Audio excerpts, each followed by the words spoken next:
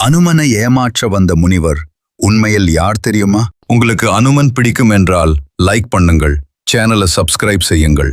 ராவணன் கோபத்தில் எரிந்தான். லங்கையை எரித்தது அனுமன்தான். அவனை அழிக்க வேண்டும் என்று சபதம் எடுத்தான். அது என்ன? காலநேமி முனிவராக மாறினான். அமைதியான ஆசிரமம் போல நடித்தான். அவனின் உள்ளே இருந்தது கபடம். அனுமனை ஏமாற்ற திட்டம் தயார். அனுமன் வேகமாக பறந்தான். லட்சுமணனை காப்பாற்ற அவசரம். சோர்வும் தாகமும் வந்தது. அந்த நேரத்தில் ஆசிரமம் கண்ணில் பட்டது. வா மகனே என்று முனிவர் அழைத்தான்.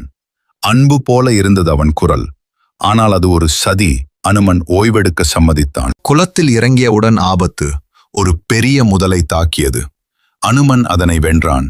ஆனால் உண்மை இப்போது வெளிவந்தது. தேவக்கண்ணி அவனை எச்சரித்தாள். அவன் முனிவர் இல்லை, காலநேமி அசுரந்தான். அனுமன் உண்மையை புரிந்தான். அனுமன் கோபத்தில் எரிந்தான். என்னை ஏமாற்ற நினைத்தாயா? அசுரனை நேராக எதிர்கொண்டான்.